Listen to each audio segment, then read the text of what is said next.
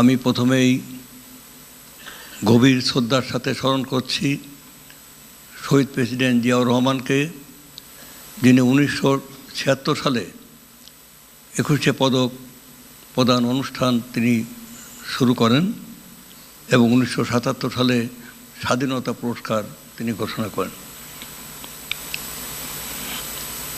আজকের অনুষ্ঠানের মাননীয় প্রধান অতিথি গণপ্রজাতন্ত্রী বাংলাদেশ সরকারের মাননীয় প্রধানমন্ত্রী জনাব তারেক রহমান এমপি, অনুষ্ঠানের বিশেষ অতিথি জনাব আলী নেওয়াজ মোহাম্মদ খোয়ম মাননীয় প্রতিমন্ত্রী খোয়ম এমপি, মাননীয় প্রতিমন্ত্রী,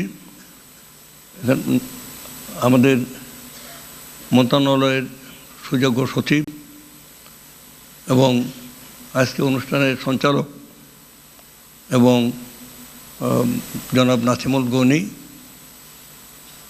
ক্যাবিনেট সেক্রেটারি, সম্মানিত মন্ত্রীবর্গ, বিশিষ্ট অতিথিবৃন্দ এবং আজকে যারা পুরস্কার পেয়েছেন সেই সমস্ত গুণী সুধীবৃন্দ, 21শে পদক গুণীজন, প্রাজ্ঞ সহকর্মী ও প্রিয় নাগরিকবৃন্দ, প্রথমেই বিনম্র শ্রদ্ধা ও সালাম জানাই প্রয়াত এবং জীবিত সকল ভাষা সংগ্রামীকে।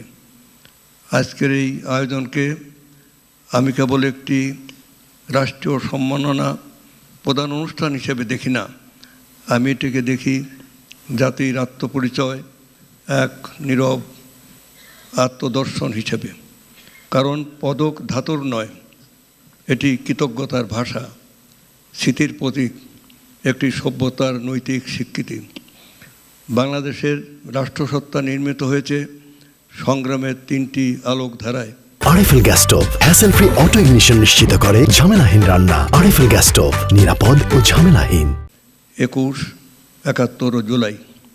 21 আমাদের শিখিয়েছে ভাষা মানে অস্তিত্ব, 71 শিখিয়েছে স্বাধীনতা মানে মর্যাদা, আর জুলাই স্মরণ করিয়ে দিয়েছে রাষ্ট্রকে ন্যায় ও জবাবদিহির আলোয় নিজেকে পুনর্গঠন করতে হয়।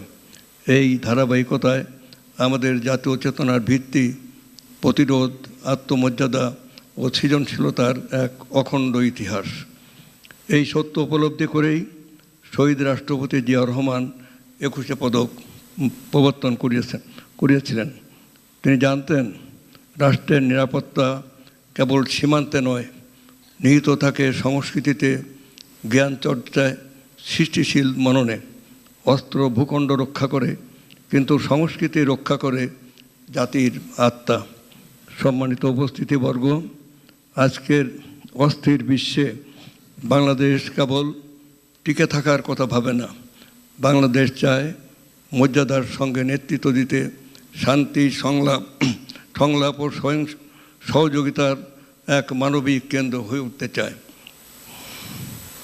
মাননীয় প্রধানমন্ত্রী তারেক রহমানের নেতৃত্বে, তার সুযোগ্য নেতৃত্বে, তার ভীষণ, তার চিন্তাভাবনা, আমরা একটি নতুন বাংলাদেশের স্বপ্ন দেখি, যেখানে উন্নত মানবিক, জাতীয়তাবাদ, অন্তর্ভুক্তিমূলক এবং সংস্কৃতি রাষ্ট্রনীতির কেন্দ্রীয় শক্তি।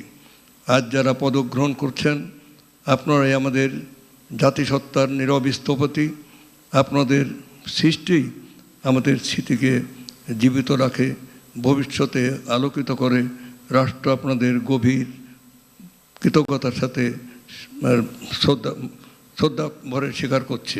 আসুন 21-এর ভাষা, 71-এর সাহস, জুলাইয়ের নৈতিক জাগরণ, এই 3-এর আলোকেই মাননীয় প্রধানমন্ত্রী তারেক রহমানের সুযোগ্য নেতৃত্বে আমরা গড়ে তুলি এক ন্যায়ভিত্তিক আলোকিত বাংলাদেশ।